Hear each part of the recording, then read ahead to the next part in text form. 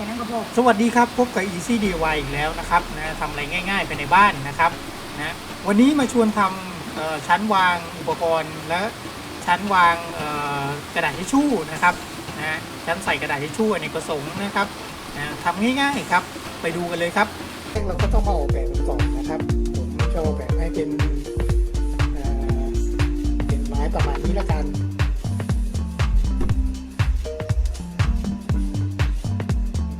ก็เป็นไม้คาด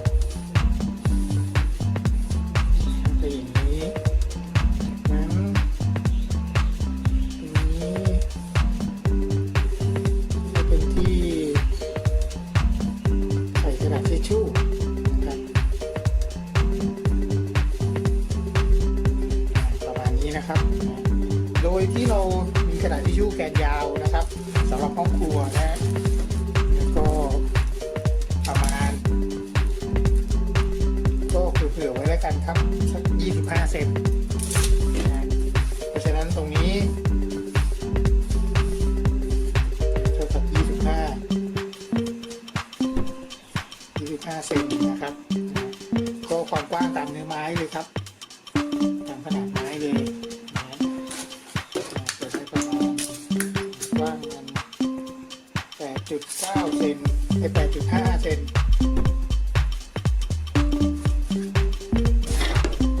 แล้วก็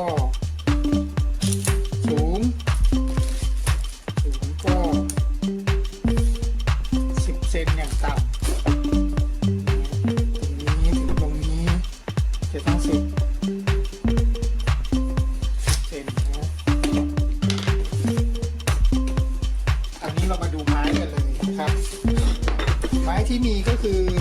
เป็นไม้พาเลทไม้ลังนะครับนะฮะไม้ลังก็ชิ้นหนึ่งกว้างพยายาม25 เซนชิ้นที่2 20 เซนนะครับแล้วก็ตัวนี้เลยครับพระเอกของงานนะใครจะใช้เป็นไม้กลมอย่างนี้ก็ได้นะครับแต่ต้องเป็นไม้กลมใหญ่แล้วก็ยาวๆนิดนึงนะยาวอย่างน้อยต้องยาว25 เซนนะครับเป็นอย่างต่ำนะฮะไม้กลมเนี่ยมีขายตามร้านเครื่องเขียนใหญ่ๆนะครับพวกB2S อะไรพวกนี้มีนะครับนะเป็นไม้กลมใหญ่ๆนะครับแต่ผมไม่มีผมก็เลยใช้ไม้เนียวไม้ฉากเนียวนะครับตัวนี้ยาวเท่าไหร่ล่ะยาวอย่างน้อยต้อง30นะครับเนื่องจากเราวัดที่25 เซน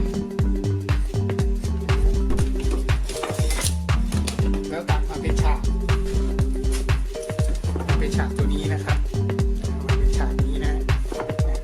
เดี๋ยวไปดูกันเลยครับแล้วก็อย่างนึงพระเอกนะครับฉากเหล็กครับเนื่องจากว่าต้องการความแข็งแรงนิดนึงก็เลยต้องใช้ฉากเหล็กฉากเหล็กนี้ซื้อร้านมิสเตอร์ DIY นะครับราคารู้สึกจะไม่กี่บาทนะครับดึงมาใช้2 อันนะครับ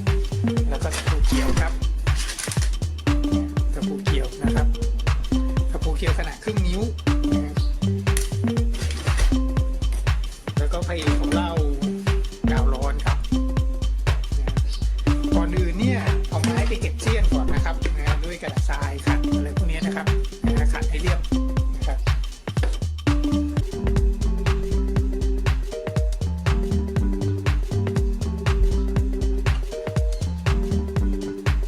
แล้วก็หยอดกาวนำครับหยอดนำไว้ก่อนนะหยอดกาวร้อนครับ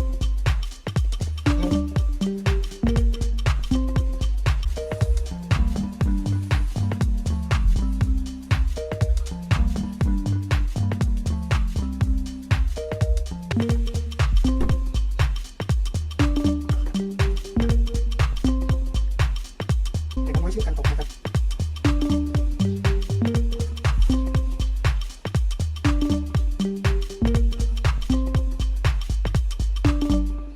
รับก็จะมีสีอุตสาหกรรมนะครับเป็นสีขาวนะแล้วก็ทินเนอร์ครับทินเนอร์นะฮะแปรงทานะครับ แล้วก็แปรงครับนะลูกกิ้งนะครับนะแล้วก็กระป๋องผสมครับนะเรามาเริ่มกันเลยครับต้องดูก่อนว่ามันข้นไหมมันหนืดไหมนะฮะค่อนข้างจะหนืดไปนิดนะครับนะถ้าหนืดไปนิดก็ง่ายครับผสมทินเนอร์นะประมาณสัก1/5 ส่วนนะครับและ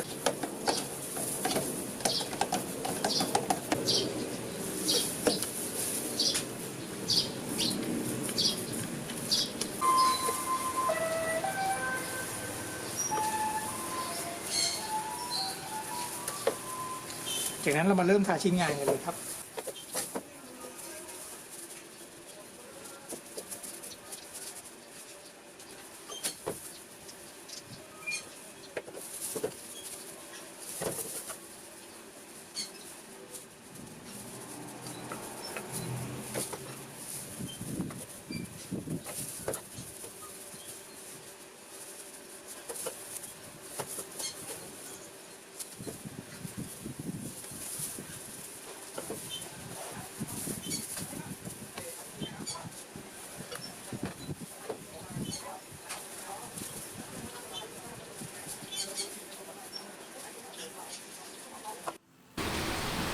ขอบคุณมากครับสำหรับการรับชมคลิปนี้นะครับถ้าไงฝากกด Subscribe ด้วยนะครับขอบคุณครับ